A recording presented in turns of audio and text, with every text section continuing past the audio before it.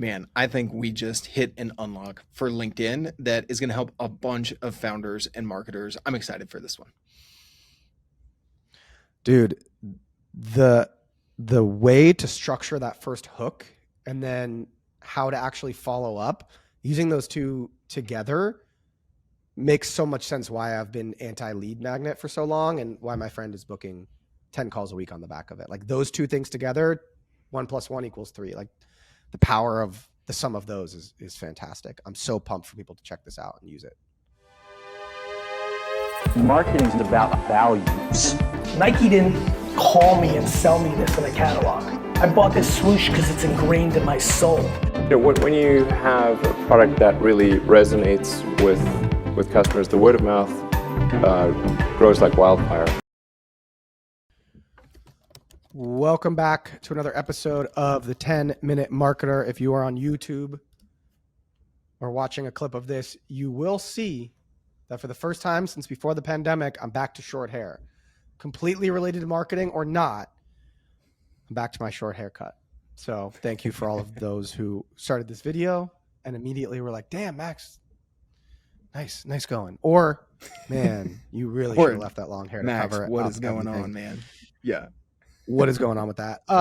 So I thought I would tell you a story today because one of my friends gave me the inside scoop on a LinkedIn strategy that is working exceptionally well for him. He's booking 10 calls a week on the back of this LinkedIn ads, or not even ads, sorry, this LinkedIn strategy.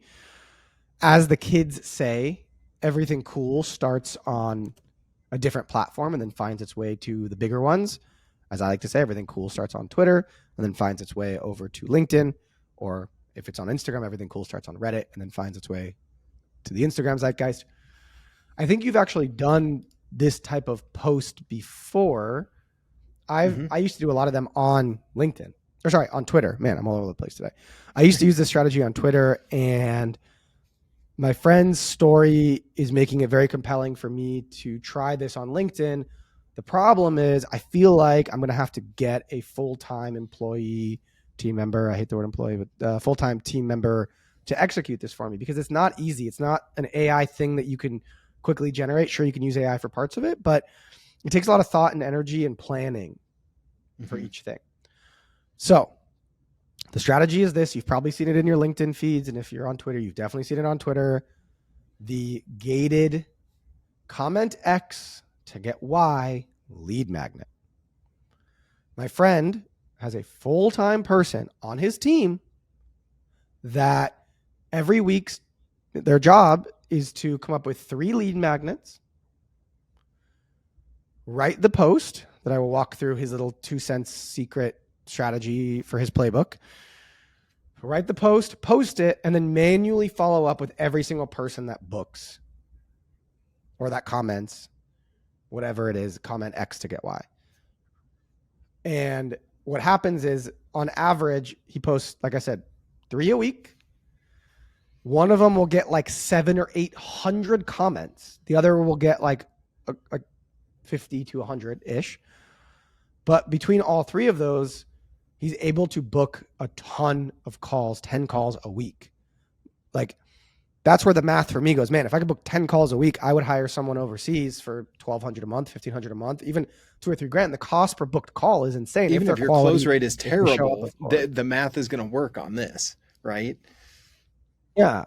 I mean, it's to your point, exactly. It's 40 calls. If you close 1 out of 40, assuming your LTV is decent, you're going to make your ROI on a full-time person doing this. That's actually a good point. Maybe I actually need to do this. Go ahead and click like and subscribe to stay tuned on if I do this or not and what my update strategy version is. But he said he's crushing it doing this. He doesn't have a big Twitter following, never tried it on Twitter. He just saw it working well for other people on LinkedIn.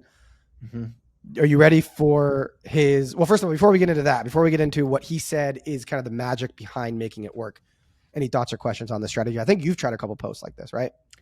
Yeah, I've tried a couple posts like this. One did okay, and then we ended up boosting it as a thought leader ad, which I actually think I saw a whole episode on another channel that I follow from a friend of mine, Sam Dunning, who runs an agency out of the UK called Breaking B2B.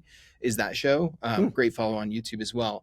And he did a breakdown with this guy. I think his name's Philip Illick or Illick. I'm probably butchering his last name both ways. But he runs a LinkedIn ads agency. And he was like, this is my new secret to LinkedIn ads. And I'm going to bridge the gap here because you called it out early. Like, this is an organic play on LinkedIn that can work gangbusters, right? You put out a post and then you tease this lead magnet and you say, comment X word to get Y lead magnet, and then you follow up with them. Some people just reply right back in the comments. Some people send via DM. There's benefits to both. Commenting back, the more comments on a post, even if they're from the author, do feed the post more into the algorithm. But obviously, if you get connected with people, then you're growing your follower count.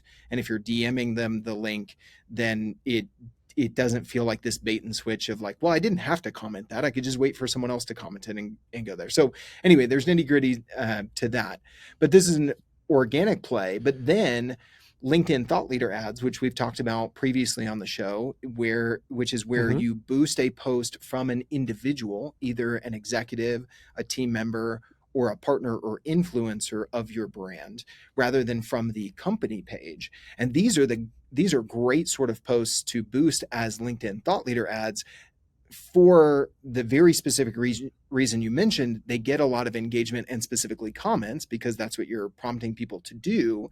And they show up in the feed with lots of engagement and comments, which means there's social proof and they look less like an ad and people are more likely to engage with things that already show engagement, right? Just like the studies have shown, 2 videos, similar thumbnail, similar title on YouTube, the one that has more views is going to already get more clicks. It's almost like an unfair advantage, right? And it's because we trust something that other people have already given their trust over to. So anyway, that's kind of my rant on some of the things I've noticed about this, and also how this bridges from an organic strategy to a paid strategy on LinkedIn. Dude, I love you as my co-host for so many reasons, but that was so fire because what you just did is you gave me an easy way to start doing this without actually hiring a full-time person to do 3 of these a week. I could literally do one on my own in an hour, post it on LinkedIn, get my friends to like and comment on it just to juice some organic. And then I can run a thought. I didn't even think to run a thought leadership ad, basically boosting the post towards my target demo. And then I could run that for a year in perpetuity. I could put $50 a day or $10 a day or $100 a day towards it. One great lead magnet is probably better than 100 shitty lead magnets or really shitty lead magnets. So man, that is, dude, I want to give you a virtual hug. That was great. I'm going to start thinking about what my lead magnets virtual should be. Fist bump right here. No, I will say that, like, and as you're always telling me, right, man, like, always be testing and, having something to A/B test is better than just throwing something out there and then continuing to put money to it. So is there still value in, circulating those and then testing them organically to see what the winner is and then put spend behind the winner? Yes, but you could also do one a month and then start boosting all those and then just track the results on the paid side. If you've got the budget to let that play out, then maybe you do that. And for your case or someone else who's listening, who says, I don't have the time, but I've got the budget to boost these enough to get, results, then, hey, go that route. I think there's a path down either way, depending on your situation and your budget. The other interesting thing, and then we'll get into the playbook that my friend gave, is I've been playing around a lot with ManyChat for Instagram. I was going to say that's what most people use to kind of automate the follow-up process on Instagram. I don't know if there's a comparable way to do that on LinkedIn or a comparable tool. Anyway, I interrupt you. Keep going. No.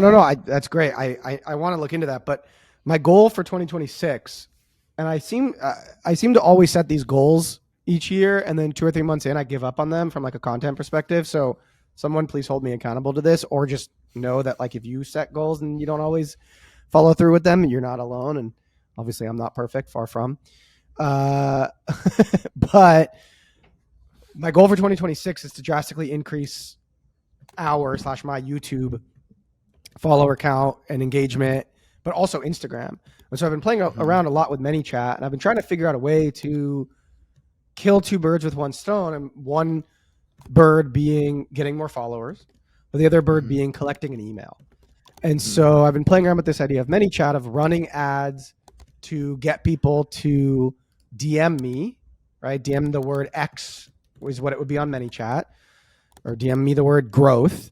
And then it would immediately start a conversation that's automated, but it would say, in order to get X, in order to get the lead magnet, you must be following me. And so ManyChat has something where it'll actually verify if the person like went and followed you.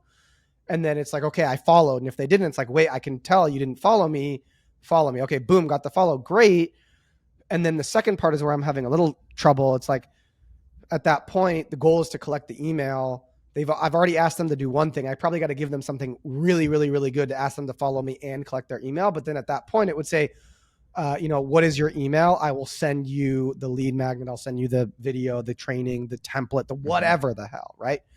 And at that point, once I collected their email, I would automatically trigger them to get the lead magnet, kind of killing two birds with one stone.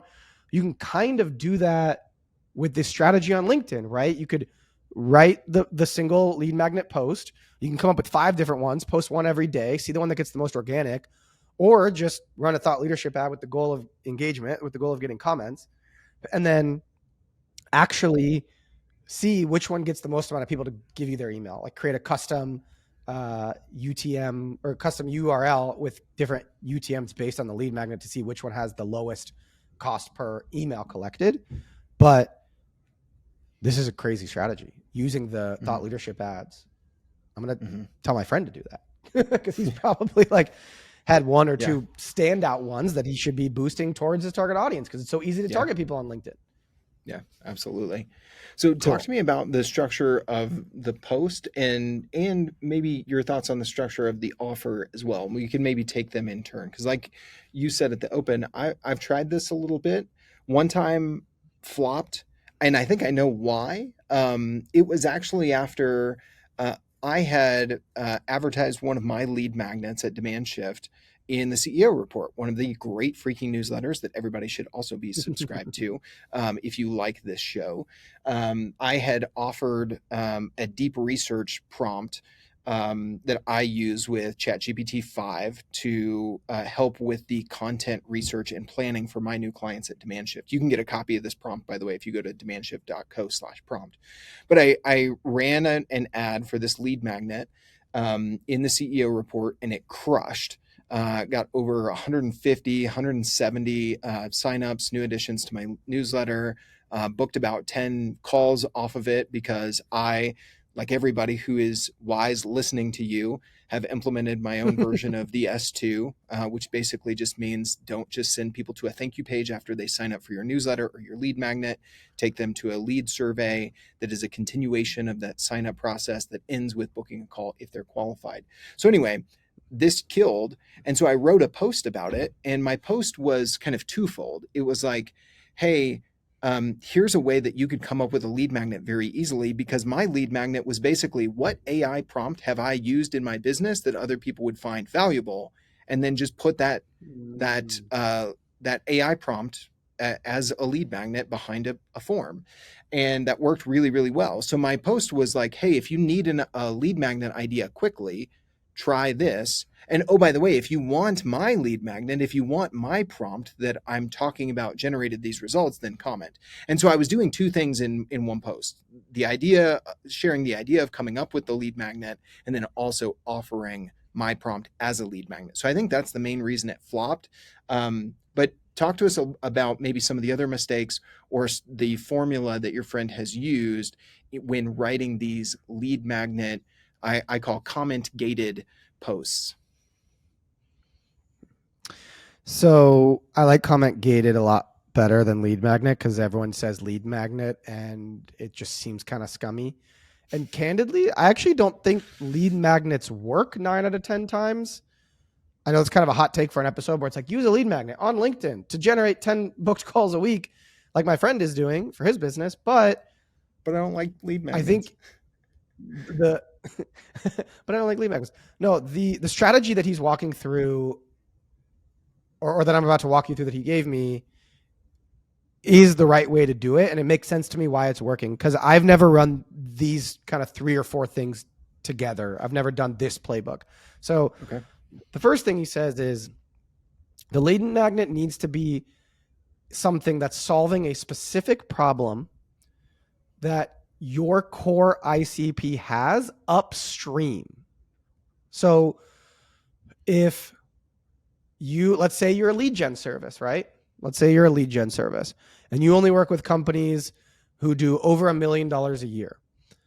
A lot of people would have a lead magnet that says how to generate 10 leads a week on LinkedIn, or how to generate leads with cold email. That's something that would speak to maybe someone a little bit further down market that doesn't have $10,000 a month to spend on your lead gen services. Because they're Right? trying to do it And themselves, so and you you're wanna giving find- them how to do it themselves, right? Exactly. Okay. So maybe you want to say, here are 5 cold email scripts that work for our clients who are doing over $1 million in top line, right?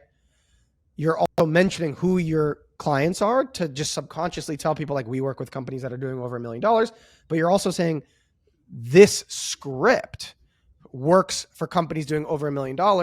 That would kind of seed out the people who are not doing $1 million in revenue, because what works for a company later stage doesn't always work for a company that's lower stage or earlier in their infancy. So the first thing is consciously saying, what is a lead? Like, you almost have to ask, what is a lead magnet that would attract the downside of the market, so that you don't get those people, right? You don't get the looky-loos. You don't get the people that are just like, oh, this is interesting.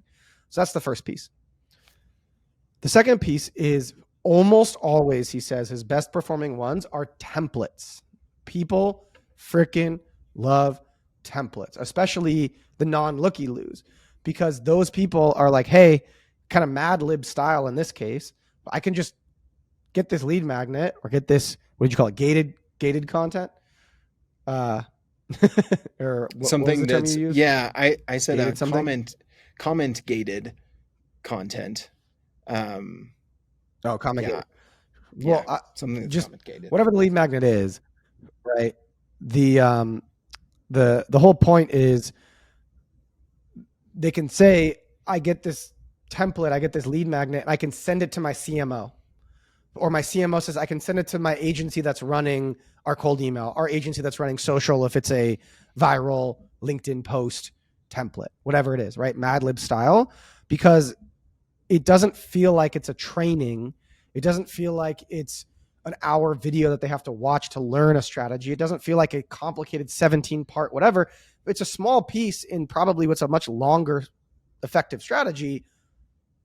And even if they use it, or if they don't use it, it's a little like dopamine hit that you can kind of plug into a much bigger machine that might make the whole machine work more effectively. And that's going to, again, subconsciously signal to your target demo that you can help them solve a very specific thing, right? That you understand the details of the whole machine that it takes to execute to achieve that outcome. And it also So builds trust, those because are in the that first two. you help them solve a small problem, and if they actually do use it to solve a small problem, they're likely going to hit another problem or realize this doesn't solve all of their problems, and that's fine, right? But sometimes we try to solve everything, and we're like, we're going to come out with this industry report that's going to give you everything you need to know about, XYZ, or this trend, or this topic, or the state of this industry.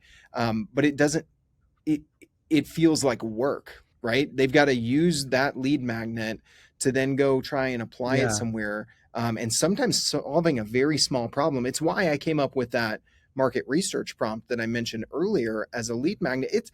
That is like the very tip of the iceberg of running a good content program and a webinar series, right? There's coming up with the topics, there's training, getting the right speakers, there's training yourself to be a good presenter, there's all of these things that go into the landing page, the promotional strategies, the repurposing strategy, right? But in my example, in my lead magnet, I just gave them like, hey, if you're struggling to get started, to come up with your first 3 topics, use this prompt to do some research and then combine that with your own internal knowledge. And you could probably come up with the titles of your first 3 webinars in your series. And so they're like, oh, well, if Logan helped me come up with my first 3 with this prompt, then maybe, what am I going to do next? Oh, I need help like actually presenting well. Oh, does Demand Shift have another piece of content on that? And that's where I've not done a good enough job of this, of then taking people on a journey of like, hey, you got this lead magnet. Here's how it's going to help you solve this problem. You're probably now facing this problem, or this probably didn't solve all of the problem. Here's maybe not even necessarily, here's how we help instead, right? Like, oh, you couldn't do it yourself, just turn to us. You might need to nurture them a little bit more with another template, another sort of lead magnet to nurture them along the way. And that's the sort of thing I'm working on as kind of the next level to this. Here's what I love about that strategy as it pertains to, or that specific lead magnet, even as it pertains to what you offer, is I don't think, and correct me if I'm wrong, but I don't think the majority of your clients have ever really run a webinar. They're not regularly running webinars. And so we get this a lot on the newsletter side of things, which is like, we don't have a newsletter. We have an email list. We know we should be sending to them, but we kind of don't know what it should be. We're not leading, like a lead magnet that we would run could be, well, here's 10 ways to get leads from a newsletter. But if the biggest question that people have when they say, we've wanted to do a newsletter, but we don't know what it is like, what would the newsletter even be about? That's what the lead magnet is. And for you, it just makes sense that like people are like, I don't even know what the webinar would be about. Like that is the on-ramp to get started, because it's not something necessarily that a whole lot of people are waking up every day going, we need to find a new newsletter done for you program. We need to find a new newsletter program. It's like, I've always kind of thought about that, but like, I don't even know where to get started. And if you can help them get started, then it's like, oh, you're actually the person or the company that can help me get started. I could pay you to do it for me. Like, dope. Like, that's great. Mm-hmm. So that's why I love that. The next kind of thing on the playbook, and the main reason why I think you need a full-time person beyond just someone to come up with the idea for the lead magnet, creating the lead magnet and scripting out the post, is he has a human, not one of these automated tools, but he has a human reach out to every single person saying, hey, the template is here. And the link goes to a sign-up page to collect the email and then give them the lead magnet on the other side of giving them or the prospect giving their email. And so the just time consuming part of that is you need to create a custom landing page for every single lead magnet. So if you're doing 3 a week, you need to create 3 lead magnets a week, 3 posts a week. You're already up to 6 things. And then you got to create the landing pages for each. That's 9 things you have to do every single week. Like, that's not nothing. That takes a serious amount of time, especially to do it well, to create an actual good template or whatever it might be. Yeah. So that's, and then you've got to create a workflow and write the playbook. email to deliver the lead magnet, which isn't much, right? But I mean, it's still now times three with all of these things. Yeah. So that's the 4th thing. And the 5th thing, why am I blank? Or was that the 3rd or the 4th? Whatever the number was. That was the 3rd thing. The last thing, I'm blanking on the exact last thing. Oh yeah, duh. The kicker. the main reason, or the main way to convert these prospects, these people getting the lead magnet, into booked calls. As my film teacher in high school said, a gun that is presented in the first act goes off in the last act, right? The main reason that templates work so well, beyond everything we talked about before, is that what he does is he has the person on his team follow up sometimes 3, sometimes 5 days later. I think on average, he said like 5 days later. I might do it sooner, but he has them follow up saying, hey, did you use the template? What did you think about it? Or do you have any questions about the template? Most people on LinkedIn, and it's really funny because I had a call this morning with a company that was showing me they hired a LinkedIn, just like cold outbound company. And I said, do you mind just like pulling up your LinkedIn and sharing your screen? And he was like, no. And so he walks through and I was like, would you actually say what this company has scripted for you? Not just the vocabulary, but would you actually say this if you were trying to get someone on the phone? And he said, no. And I said, why not? And he said, because it's immediately asking for a call. And I said, bingo. So the main reason why templates work so well for this strategy is because you can start a conversation. Did you try the template? How did it go for you? Do you have any questions about the template? Oh, you don't have enough time to implement the template? You haven't gotten around to it? We can implement it for you. It's really not that much. We've done it for 30 other companies and name drop some companies. Let us do this for you. Right? Or, hey, do you want me to schedule a free call with our team? No questions asked. Or we'll set it up live together on a call. It's totally free. We'll do this for you. So he said the fact that it's a template lets you start a conversation around what their main objective is. I don't have time to do it. I need to hire someone on my team to do it. We're looking for a CMO or a fractional head of social to implement the social, whatever. I know we're coming up on 25 minutes, well past the 10-minute mark, but that's what I have to say. That's the strategy. That's the playbook my friend gave me. I'm going to text him right now to boost his best ones. But that's all I got for you. Hopefully it's helpful. And like and subscribe for more. Man, I love it. Last thing I'll say is, what you just said there. So often I've seen people, there's a little bit, sometimes too much of sales and SDR shaming on LinkedIn of like screenshot of this terrible cold email and just like complaining about it. Some people do it in a constructive way of like, hey, here's how this could be better or whatever. But the thing that you just said that I just want to double click on before we wrap today is this strategy of following up, of saying, hey, did you use this? Hey, did it work for you? Is going to naturally surface the challenges, objectives, and specific pain points of your prospect without you cold emailing them and saying, hey, Max, what are the challenges you're facing in growing your business going into 2026, right? Because you haven't earned the right to ask that question of someone that you don't know. But if you say, hey, did this work for you? Did you have any questions about that?